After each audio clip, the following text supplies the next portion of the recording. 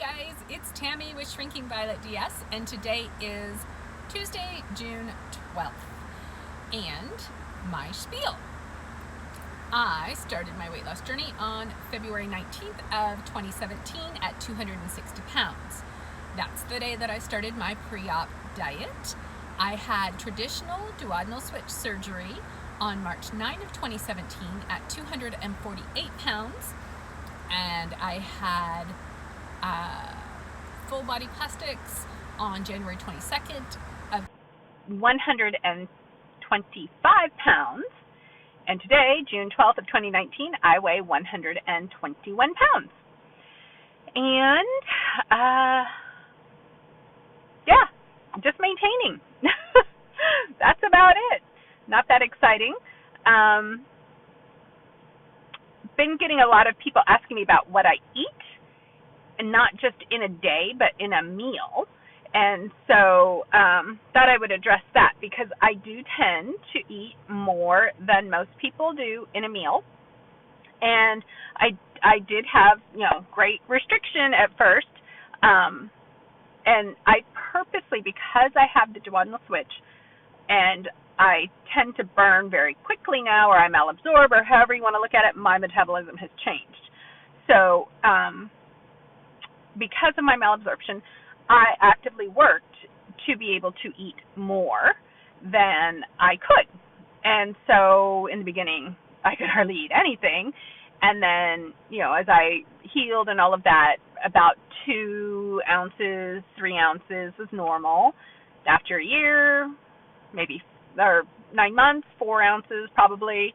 Now I can eat a regular meal if I go to a restaurant and I'm really hungry and I take my time. That's the key, is that I have to take my time. If I hurry because I'm hungry, then I get miserable and everything starts to build, and I start to look like a pug. How they kind of do that thing? That's how I look. And so, yeah, I can eat a whole cheeseburger, and I can eat fries and stuff like that, or I can go eat about a 6-ounce fillet if I'm eating other things. If I'm not eating other things, I can eat an entire 8-ounce fillet. But say I go to our favorite steakhouse, we will tend to order an appetizer, a salad, a steak, and sides and dessert.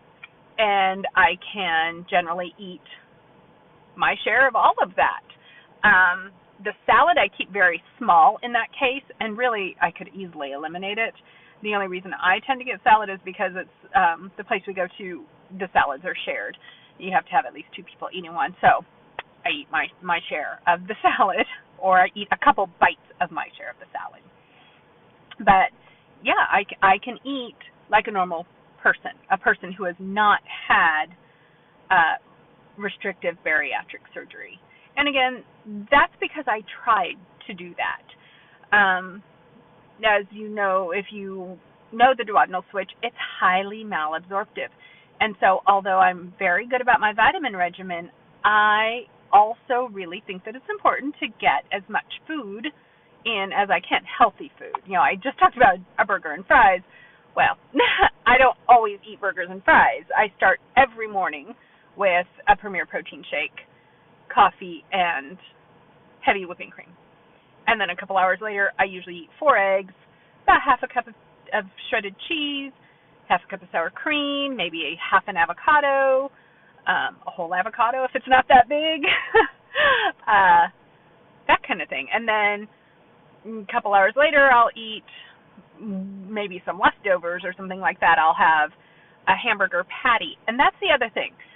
I don't always eat the bread, and I still try, in general, to keep it low on the lower carb end. So I eat carbs, because if I don't eat carbs, I lose weight. So I do eat a lot more carbs than I ever would have when I was in weight loss mode. But like last weekend, we went out to one of our favorite restaurants in the Oregon wine country, and they have a Pinot Noir cheeseburger, which is absolutely fabulous. It's so good. It's big. It's about a 10 ounce pre-cooked, I think, 8 ounce patty cooked. And so it's quite thick, quite big around. And then to hold that, well, also on top of that are caramelized onions, arugula, cheese, and bacon. 2 pieces of bacon, full-size pieces of bacon. And then they put that all on a brioche bun. The brioche bun is thick. If you're familiar with baking or you like to bake goods, you'll know that brioche is an enriched bread. So most bread is just water, flour, yeast, and salt. But brioche has eggs in it, which makes it very dense and very thick and very heavy. I'm not a big fan of brioche anyway, but I really don't like it in this case. So what I do is I always immediately take off the top bun of anything that I eat, because the top bun is always the bigger bun. So top bun always goes away. And in this case, I eat a couple bites with the bottom bun on, and then I can just feel myself just filling up with bread.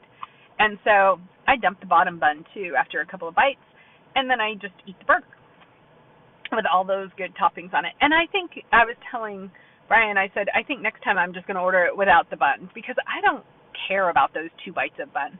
I don't like the bun enough to really waste my carbs on that. If I was going to have carbs, I'd rather have one of their biscuits, which are fabulous, or dessert. They have butterscotch budino that is to die for. So I would much rather do that than waste it on a crappy brioche bun. Blah. So I will do that as a carb-saving measure. I also don't ever add sugar to anything, and I watch added sugars. So even though I am working to eat more, I'm still working to eat more healthy stuff. And even in fast food, you can still find stuff that is decently healthy. You know, I have said in the past that I'll stop at Sonic, because it's right next to where I get my eyelashes done. And so I'll stop at Sonic and get a cheeseburger or a double cheeseburger. Same thing. I take off the bun and I just eat the burgers. I do tend to get the cheddar peppers there because I like them a lot. It's just a breaded fried jalapeno with cheddar cheese in it, dipped in ranch. And mostly, I mean, if you think about those ingredients, yeah, it's carby from the breading, but that's the only carbs. The pepper doesn't really have anything to speak of, and the rest is fat. And fat is a duodenal switch dream. I mean, I can eat fat until the cows come home and not gain a single ounce because I malabsorb 20%. 20%. I absorb 20% of that. I malabsorb 80%. So I make those choices. I order the high fat meals and the lower carb. For those of you who follow me on Instagram, last night I posted my dinner because it was the first night or second night that we had eaten out on our balcony, because it was nice here. Yes, it was 94 degrees here in Lake Oswego yesterday. Today, let's see, it's 36 Celsius, so it's about 100 today. It's supposed to cool down to 85 tomorrow, so that's good. But I posted my dinner because I did not want to cook inside because it was so hot. So I grilled swordfish. I got 2 swordfish steaks and some small corn tortillas and made grilled fish tacos. And it was perfect because the only carbs were those tortillas. And corn tortillas are pretty small. Again, I would not have eaten them during weight loss, but during maintenance, it's fine for me. And I loaded it up with cabbage and pico de gallo, which is just tomatoes, onions, cilantro, peppers. What else did I put on there? Sour cream, lime juice, and hot sauce. And that's it. And so, again, it was fatty, it was full of protein, and it had relatively small number of carbs and no added sugars. So that's the kind of thing that I recommend for people. I was reading articles the other day about bariatric surgery and people who had it and I was reading this one about a mother and a daughter who had gotten bariatric surgery 3 weeks apart. They both got the sleeve. The mother was losing faster than the daughter. The daughter was only 18 years old, which I think is great, but I also think it's very young. Unless you have a particular personality, I think it's pretty young, just because it's hard to get into that mindset at that age. To me, I would not have been mature enough at 18, and I was a pretty mature 18-year-old, but as far as food went, I would not. Anyway, the daughter was losing much more slowly than the mother, and they had immigrated from Ghana early on in the girl's life. And so they had she said that they embraced America by going to fast food. They embraced fast food culture.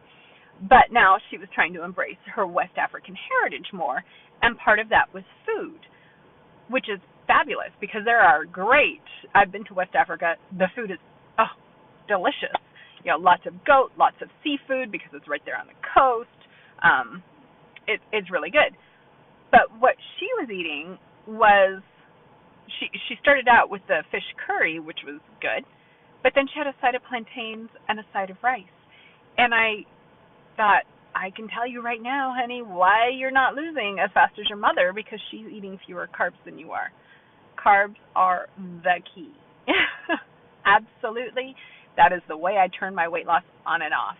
And then she was talking about how she was frustrated because she had eaten a very small dinner, and it was just, I think, a piece of chicken, roasted chicken breast or something like that, and a side of mashed potatoes. And I was thinking, there you go, mashed potatoes. That is the kind of stuff that will just kill your weight loss every time. And that's how I keep my weight up now, is by eating those kinds of things. So when you see me posting about my food, know that I do keep it on the healthy for a DS diet side. So a VSGer could not eat the way I do and not gain weight because you don't have the fat malabsorption that I do. But a DSer should be able to eat the way I do and not gain weight.